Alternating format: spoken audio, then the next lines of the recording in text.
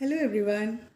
आज के इस वीडियो में मैं आपके साथ छोटी सी ट्रिप शेयर करना चाहती हूँ इन खूबसूरत प्लांट्स के साथ जो कि बहुत ही पुराने हैं but nowadays they are very popular in nurseries and everywhere you can find them because of the some new variants that have come into the market. और इनके खूबसूरत फॉलिएज के कारण ये बहुत ही पॉपुलर प्लांट्स हैं। These are the perennial plants which are native to South America and Central America region and members of arum family. आप समझ गए होंगे मैं किस प्लांट की बात कर रही हूँ। Yes, the beautiful caladiums. Hello and welcome to this episode of green thumb. Caladiums basically दो वेराइटीज़ में आते हैं depending on the shape and structure of the foliage. ये जो वेराइटी आप पर्टिकुलरली देख रहे हैं ये लैंस और स्ट्रैप लीफ कैलेडियम्स हैं जो कि थोड़ी कॉम्पैक्ट और थिकर या नैरोअर लीव्स वाले वर्जन हैं। इनमें लीव्स काफ़ी लंबे होते हैं और स्लिम होते हैं और ज़्यादा क्लस्टर्स में ग्रो होते हैं। ट्यूबर से इनमें लीव्स जो हैं वो निकल कर आते हैं क्लम्स में। और ये दूसरी वैरायटी फैंसी लीफ वैरायटी है जो कि लार्ज हार्ट शेप लीव्स इसमें होते हैं और इनके लंबे स्टेम के ऊपर ये काफ़ी बड़े बड़े पत्ते इनके निकल कर आते हैं। ऑलमोस्ट हमारे पाम से भी बड़े साइज़ के इनके लीव्स होते हैं। Now let's talk about some of the ideal conditions under which they grow, जिसमें ये काफ़ी अच्छे से फ्लरिश होते हैं। These caladiums prefer warm climate. ये एक्चुअली पेरेनियल प्लांट्स हैं तो इनके जो ट्यूबर्स हैं वो ज़मीन के अंदर लगे हुए होते हैं और जब ठंडी क्लाइमेट होती है, सीज़न होती है, उस टाइम पर ये डॉर्मेंसी पीरियड में चले जाते हैं and they come up with new leaves and stem when the climate is a little warm. तो इनकी बेस्ट फ्लरिशिंग टाइम जो होती है वो स्प्रिंग और समर्स की होती है। Talking about the soil conditions, ये प्लांट्स को वेल ड्रेनिंग सॉइल जो कि स्लाइटली एसिडिक नेचर में हो वो बहुत ज़रूरी है। इनफैक्ट कहा जाता है कि acidic soil is required for the growth of the foliage of this plant. तो ऐसी प्लांट जिसकी पीएच वैल्यू कम हो, वो थोड़ी सी एसिडिक इन नेचर हो, उस तरह के प्लांट में ये बहुत अच्छे से फ्लरिश करते हैं।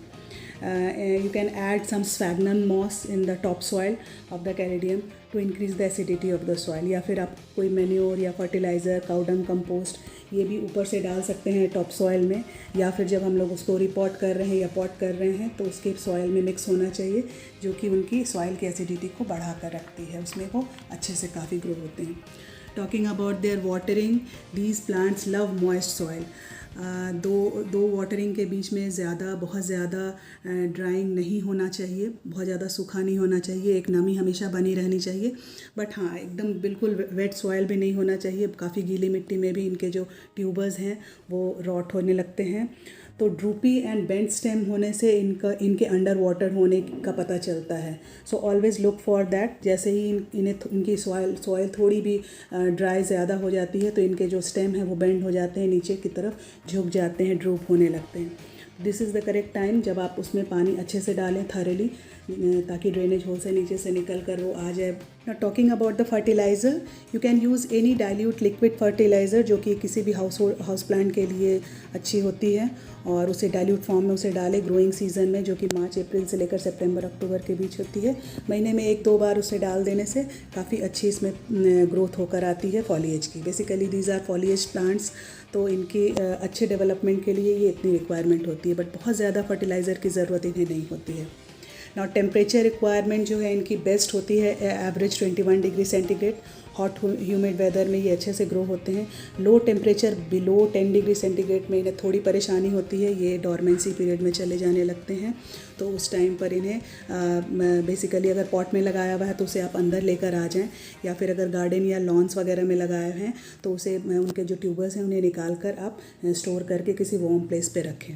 इट इज़ सेड दैट जब गर्मी बहुत ज़्यादा बढ़ती है, धूप काफ़ी तेज़ हो जाती है, जब सभी लोग गर्मी से परेशान होने लगते हैं, तब कैलेडियम ज़मीन से निकल कर अच्छे से ग्रो होकर आते हैं। ना टॉकिंग अबाउट देयर प्रोपगेशन, जैसे कि मैंने आपको बताया कैलेडियम्स में बल्ब्स और ट्यूबर्स होते हैं जहाँ से ये नए लीव्स निकल कर आते हैं। अगर आप मार्केट से इन्हें लेकर आ रहे हैं तो एक बार ज़रूर चेक कर लें, क्योंकि कभी कभी वो नीचे उनके जाली लगे रहते हैं और उसके कारण वो ट्यूबर्स जो हैं कॉम्पैक्ट हो जाते हैं, उन्हें ग्रो करने का मौका नहीं मिलता। तो ऐसे इसे सेपरेट कर लें, उस जाली में से अलग कर लें वो जो उनके कप होते हैं, पॉट होते हैं जिसमें वो छोटे से लगाए रहते हैं। और उसके बाद इस तरह से इन बल्ब्स को सॉइल में 1 से 2 इंच नीचे लगाएं। Keep the soil acidic in nature by adding moss और मैन्योर टू इट, जैसे मैंने आपको बताया। और ये करीब 4 से 5 वीक में नए स्प्राउट्स निकल कर आने लगते हैं। अगर आप बल्ब से लगा रहे हैं तो ज़रूर उसमें ध्यान रखें कि बल्ब जो है वो फर्म हो, काफ़ी लूज़ सॉफ्ट नहीं हो, और उसके जो थोड़े से जर्मिनेशन जो है वो पॉइंट्स निकले हुए हों, तो उससे ये कंफर्म हो जाता है कि the tubers are healthy in nature. जब ग्रोइंग सीज़न ख़त्म होती है तो इनके लीव्स को कट करके उनके ट्यूबर्स को सॉइल से निकाल कर और किसी एक वार्म जगह पर cover it with some mulch, जैसे मॉस या किसी चीज़ में कवर करके उसे और अच्छे से रखते हैं, और उस टाइम पर उसमें पानी बिल्कुल भी नहीं डालें और उसे एक वार्म जगह पर रख दें। Now talking about their light conditions, caladiums are very sensitive to light conditions. इनके लीव्स जो होते हैं बहुत डेलिकेट और फ्रेजाइल होते हैं, तो इनकी जितनी ट्रांसपेरेंट और थिन लीव्स होती है उतनी ज़्यादा लाइट सेंसिटिव होते हैं ये। अगर लॉन या गार्डन में खुली जगह पर आउटडोर में आप इन्हें ग्रो कर रहे हैं तो ऐसी जगह पर लगाएं जहाँ फिल्टर्ड सनलाइट आती हो, एक बड़े पेड़ के छांव के नीचे या पोर्टिको वगैरह के नीचे, जहाँ पर लाइट अच्छी आ रही हो बट फिल्टर्ड आ रही हो, उस तरह की जगह पर इसे लगाएं। और इंडोर में ब्राइट इनडायरेक्ट लाइट वाली जगह पर उसे रखें, ऐसे विंडो सिल के पास या ऐसे जगह पर जहाँ पर छन कर धूप आती हो बट अच्छी ब्राइट स्पॉट हो, क्योंकि ये इन्हें ह्यूमिडिटी भी चाहिए, वार्मथ भी चाहिए और साथ में एक ब्राइट सनलाइट की एक्सपोजर भी चाहिए। जस्ट अवॉइड डायरेक्ट सनलाइट, क्योंकि इनके जो लीव्स होते हैं वो फिर उसमें क्रिस्प और ड्राई जैसे होने लगते हैं और वो उनकी ब्यूटी को फिर ख़राब कर देते हैं। Talking about their humidity condition, जैसे कि मैंने बताया हॉट एंड ह्यूमिड कंडीशंस में इनके लीव्स साइज़ में काफ़ी बड़े, घने और फास्ट ग्रो करते हैं, तो एक अच्छी ह्यूमिडिटी इन्हें हमेशा प्रोवाइड करनी चाहिए। स्पेशली हॉट समर मंथ्स में 2 से 3 बार हल्की मिस्टिंग करें ताकि इनके लीव्स जो हैं ड्राई और क्रिस्पी ना हों। हमेशा मिस्टिंग करते रहने से इनके लीव्स पे किसी तरह की पैचेस नहीं आएगी और ड्राई एंड क्रिस्प भी नहीं होंगे और अच्छी ग्रोथ होती रहेगी। इनके केयर के बारे में कुछ और बातें मैं आपको बताना चाहती हूँ। अक्सर कैलेडियम के लीव्स जो होते हैं वो ड्रूपी या मुरझाए से होने लगते हैं, ये शिकायत रहती है। तो उसके बेसिकली 2 वजह होते हैं, या तो पानी की कमी है, सॉइल में काफ़ी ड्राई हो गई है जो बिल्कुल ये बर्दाश्त नहीं करते हैं, जिससे उनके ट्यूबर्स जो हैं उनमें वाटर स्टोर्ड होती है और वो वाटर को वो लोग यूज़ करने लगते हैं ऐसे समय पे जब उनमें सॉइल में नमी की कमी होती है। तो in that condition the tubers start giving out the water content to the leaves, तो उस कंडीशन में फिर उनके लीव्स जो हैं वो धीरे धीरे ड्रूपी होने लगते हैं, उन्हें सफिशिएंट मॉइस्चर नहीं मिलती है। तो और दूसरी वजह ये है कि बहुत ज़्यादा कोल्ड टेम्परेचर, जो कि 10 डिग्री से कम टेम्परेचर हो, वैसे कंडीशन में जब 2 से 3 डिग्री हो जाती है तो ऐसे कंडीशन में बिल्कुल भी उन्हें खुली जगह पर ना रखें, उन्हें एक ऐसे वार्म जगह पर ढक कर रखें और ताकि नेक्स्ट सीज़न में फिर उन्हें यूज़ किया जा सके। तो इन सब कुछ बातों का ध्यान रखना बहुत ही ज़्यादा ज़रूरी है। ये प्लांट्स हैं तो बहुत ही खूबसूरत, इनके फॉलिएज और इनके गुड लुक्स के कारण ये बहुत ही पॉपुलर हैं।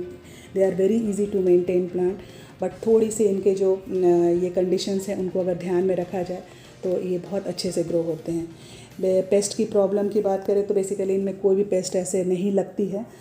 टॉक्सिसिटी इनमें बहुत थोड़ी ज़्यादा होती है थोड़ी, इसलिए इन्हें पेट्स और बच्चों से थोड़ा दूर रखना चाहिए। अगर घर में इन्हें लगा रहे हों तो बच्चों और पेट्स की पहुंच से इन्हें थोड़े दूर जगह पर ऐसे लगाएं। इनके कुछ वैरायटीज़ के नाम मैं आपको बताना चाहूँगी। ये जो पर्टिकुलर वैरायटी है इसे रोज़बर्ड वैरायटी कहते हैं, काफ़ी बड़े बड़े लीव्स होते हैं, heart shape varieties. And these are the red ruffles and green ruffles. जो पतले नैरो लीफ वाले होते हैं उन्हें रेड रफल्स और ग्रीन रफल्स के नाम से जानते हैं। This is the caladium candidum. ये बहुत ही खूबसूरत लगती है with red spots on creamy green colour of foliage. So overall, a warm climate, moist, regular moist soil, high humidity, and not exposing it to very cold conditions are the ideal conditions for growing these type of caladiums. बहुत ही खूबसूरत लगते हैं, इन्हें ज़रूर अपने घर में आप लगाएं। और बेस्ट इनके लगाने का सीज़न है ट्यूबर्स का स्प्रिंग का समय। So hope you like this video. And if you like the content, then please do like, share and subscribe, and write your comments in the comment section. I'll be waiting for that. Thanks for watching.